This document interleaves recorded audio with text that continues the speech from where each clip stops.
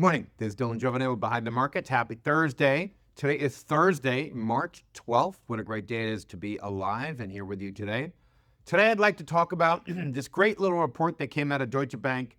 I mentioned them a couple times this week. They're on a roll. Anyway, the headline is Lessons from 250 Years of Disruption. And I'm a bit of a nerd. I like to go back and look at historical context with financial markets and human natures. And they really asked the question, people are saying AI is going to destroy the labor market. If AI is going to destroy the labor market, how's it going to work? And they went back and they looked at markets since 1795, both UK and America, basically. And UK is more developed at that point, for sure.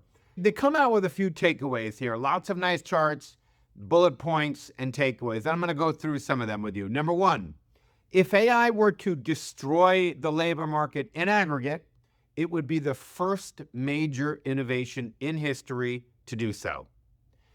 Number two, since 1755, the start of the first industrial revolution, humans have been extraordinarily innovative with unemployment driven by macro factors like recessions, not new technologies. So they're saying basically unemployment is driven by recessions, not new technologies.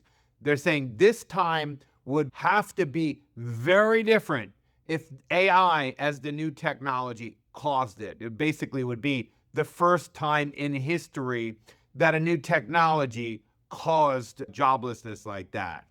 The most likely scenario, they say, number three, all through history, technology has shifted. AI will shift jobs around again, but the most likely scenario is not huge job losses, but adaptation and future jobs we didn't know existed or were needed. And they go on to explain, in the early days of the auto industry, Ford's move to the assembly line for the Model T chassis basically ushered in, obviously, automated production. Big deal, you can imagine. But it also, at the time, sparked lots of fears of de-skilling and job losses. Charlie Chaplin made a movie about it when he's in the factory and all the things go crazy. There was a lot of anxiety about this, which also, by the way, side note, even leading up to that, led to the rise of populism in the early 1900s. People just thought they were going to get automated away. But, look, what he's saying is, right here, quote, mass production dramatically reduced the cost of the car, unleashing a surge in demand and ultimately creating a lot more jobs, not only in auto manufacturing, but across the broader economy, from suburban home building to tourism and a wide range of related commerce. So yes, the automation took away some jobs in factories, but basically led to a surge in demand for new cars because they were cheaper. And that surge in demand for new cars really grew the industry so much that it was a net positive for job creation in the auto industry, despite the fact that the new technologies had made it easier to manufacture these cars. It's also worth pointing out, there are a couple of breakdowns. We're starting to see a little bit of this happening in the market right now. So you look at data like this and you say, okay, that's an interesting data point, and it is probably the truth. Most likely scenario, it's most likely the truth. What's happening in the stock market right now is really unprecedented, and it's humbling, and it's worth explaining to you.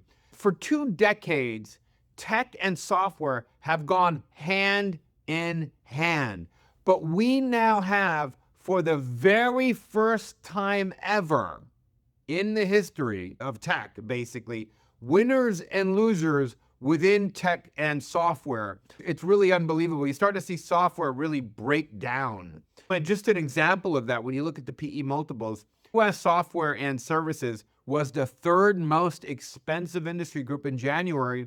It's now 10th. It's down a lot. No other industry group has been hammered that much this year besides software. And by the way, all Mag 7 has underperformed the S&P so far in 2026. But software has gotten really hammered here. As investors, like me, like a lot of folks, are saying, where do they shoot first, ask questions later? We're saying, if it's this easy to have AI create software, there are going to be software vendors that are just replaced. We're replacing some here. But the question is, Can the software vendors everybody's looking to replace, can they add this to their tool set and make this a lot more attractive for folks? There's been a very big rotation in the S&P since the end of October. Basically what you're seeing is this kind of flat rotation out. And I'll tell you something.